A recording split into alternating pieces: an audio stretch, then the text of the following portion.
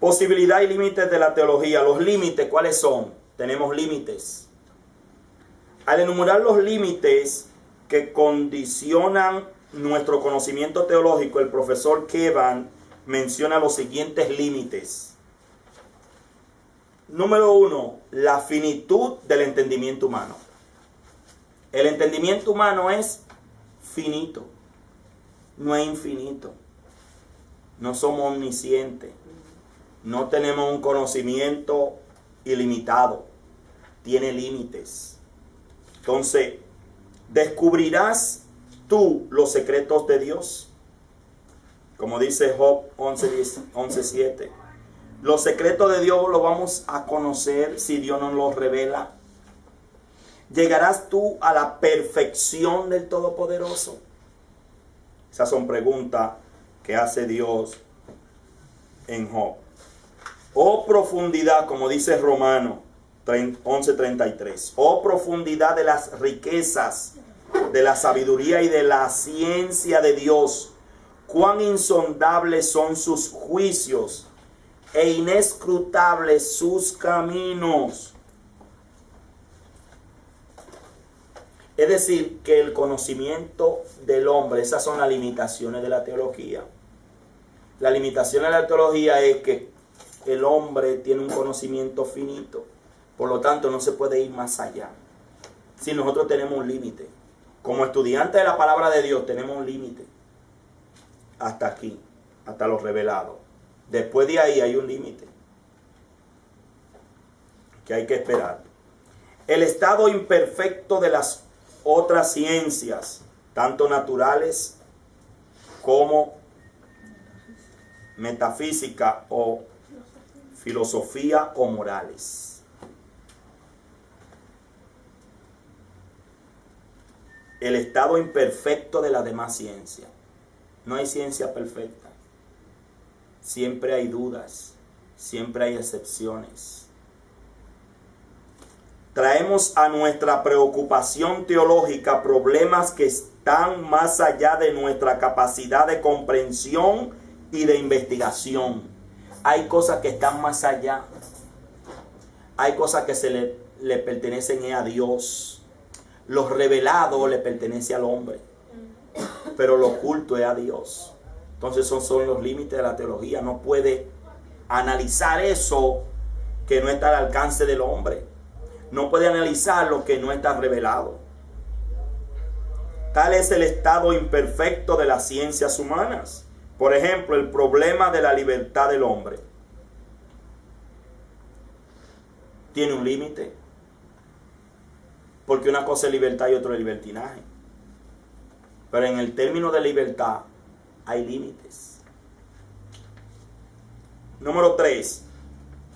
Lo inadecuado del lenguaje humano.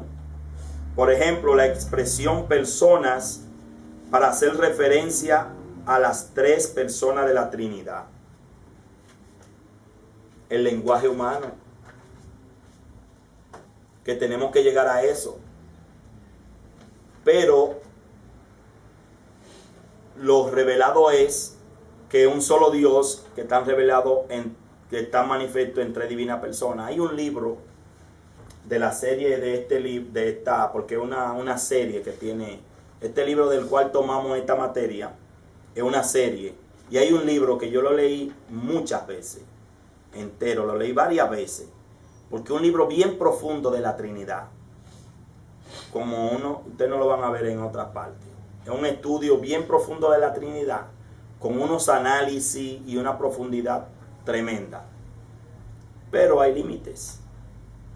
Y lo tuve que leer muchas veces porque la primera vez que lo leí no lo entendí bien. Tuve que volver a leerlo y volver a leerlo y hacer notas y subrayar. Pero un libro bien profundo, muy bueno. Yo tengo este y el otro también. Lo incompleto, otra limitación, lo incompleto de nuestro conocimiento de las Escrituras. Eso es otra limitación.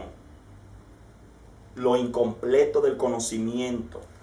Si no tenemos un conocimiento completo. Por eso estamos estudiando, por eso estamos avanzando, por eso estamos aquí. Para ir avanzando en el estudio y en el análisis y en el conocimiento de las Escrituras. Y yo he estudiado tanto, yo terminé mi doctorado y todavía me falta por estudiar. Uno nunca se siente completo. Siempre hay algo. Y me motivó, le vuelvo a repetir, lo de la historia de la doctrina. Quiero hacer un estudio profundo de eso, de algunas doctrinas y cómo vinieron. Entonces cada vez que uno va estudiando, ve como que vale, le falta algo más y quiere seguir más estudiando. Y eso es bueno. Número uno, para que reconozcamos nuestra humanidad y no se nos vaya el zumo a la cabeza. Y número dos, para que sigamos y no nos estanquemos. Hay gente que me han dicho que ya ellos ya terminaron, que se lo deja, yo se lo dejo a ustedes ya eso.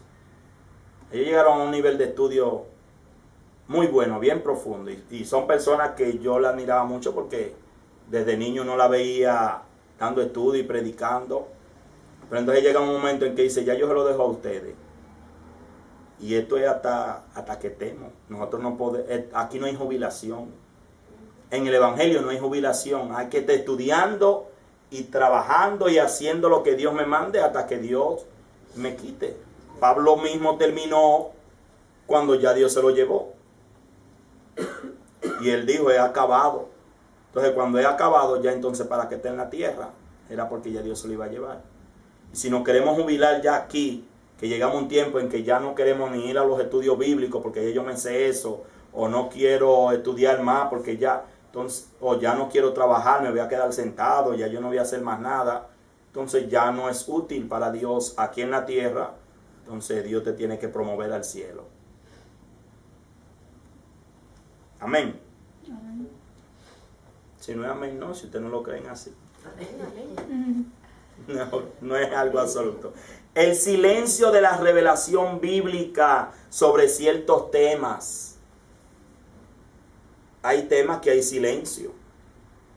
Como por ejemplo, el del origen del mal. Deuteronomio 29:9. Hay algunos silencios en cuanto sin que Dios se reserva. No lo dijo todo. Como dice la misma Biblia, que hay, si se escribiera todo, se llenaría. Todo lo que ha, inclusive lo mismo de Jesucristo.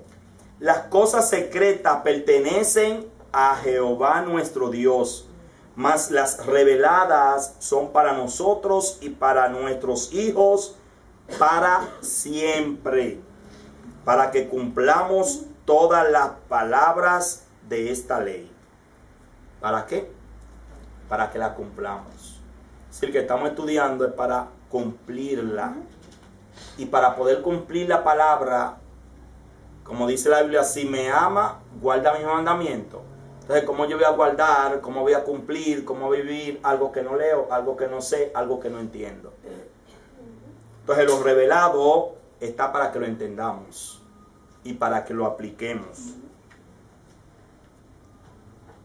Otra limitante del conocimiento teológico, la falta de discernimiento espiritual. Eso hace falta mucho en la iglesia. Y eso es un don del Espíritu. Discernimiento de espíritu. Discernimiento espiritual. Conocer en qué espíritu. ¿Sabe cómo se desarrolla también el discernimiento de espíritu? Que también es un don.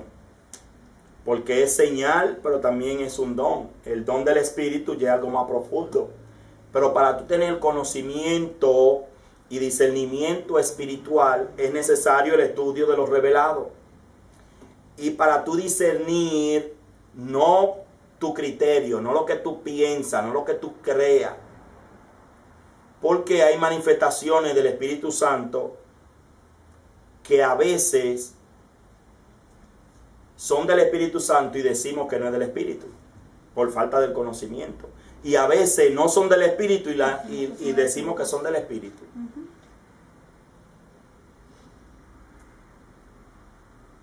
Y entonces es un tema muy delicado.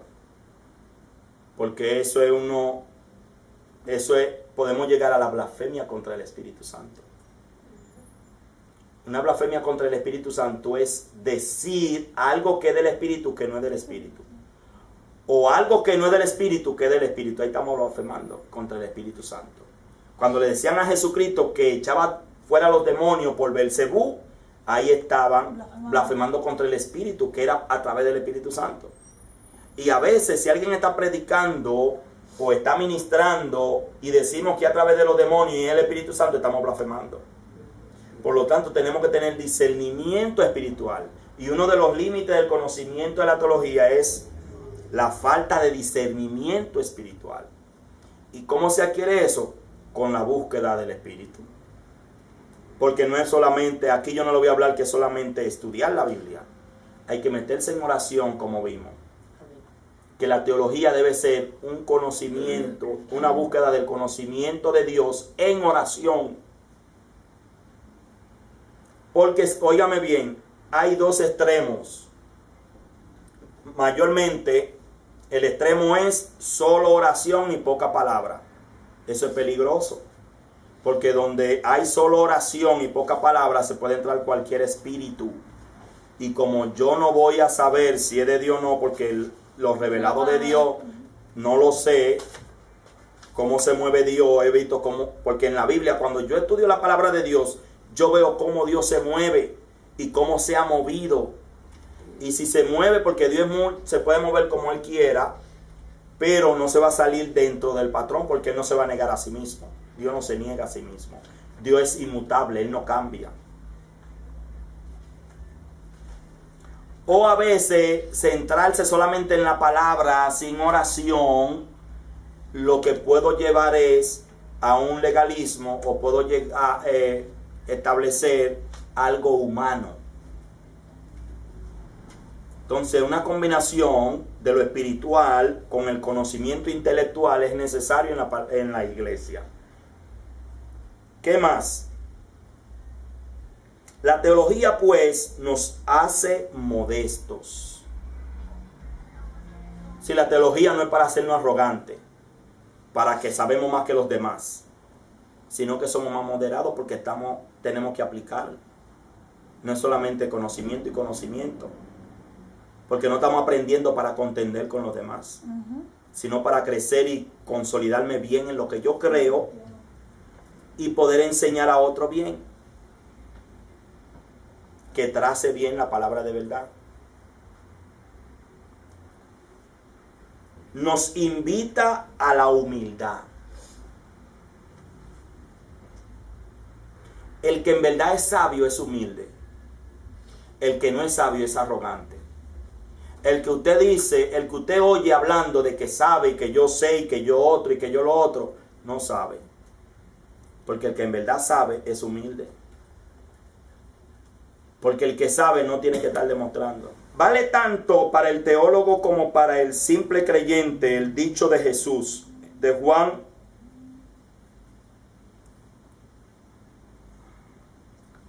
7:17. El que quiera hacer la voluntad de mi Padre, conocerá si la doctrina es de Dios. El que quiere hacer la voluntad. No el que quiere venir a hacer su voluntad. El que quiere hacer la voluntad de Dios, dice la Biblia que va a saber si la doctrina es de Dios. Y eso se llama discernimiento. Que establece una indisoluble conexión entre el estado de nuestra voluntad y las posibilidades de nuestro conocimiento. Mi voluntad está por debajo de la voluntad de Dios. Y el que quiere hacer la voluntad de Dios, no la de Él, va a conocer si la doctrina o las enseñanzas es de Dios o no es de Dios. Los límites de nuestra teología no implican la imposibilidad de la misma. En que tengamos límites para estudiar la palabra de Dios o para estudiar a Dios con su relación con el hombre, no quiere decir que sea imposible. El hecho de que solo conozcamos en parte no significa que sea imposible conocer verdaderamente algo de Dios y a Dios mismo. Si podemos conocer a Dios en verdad, aunque no en su totalidad. Pero lo que Él ha dado a conocer, lo podemos entender y podemos llegar a Él. La fe es la más alta cima de conocimiento. La fe es la certeza de lo que se espera, la convicción de lo que yo no veo. Y hay cosas de Dios que no lo veo, hay cosas que no la veo ni la entiendo, y eso es la fe. La fe es creer primero y luego para entender después. No entender para creer. Eso es fe. No cuestionar para poder creer. La fe es la más alta cima de conocimiento. No por ella misma, sino por la realidad divina que la provoca y la alimenta dándole contenido a la fe.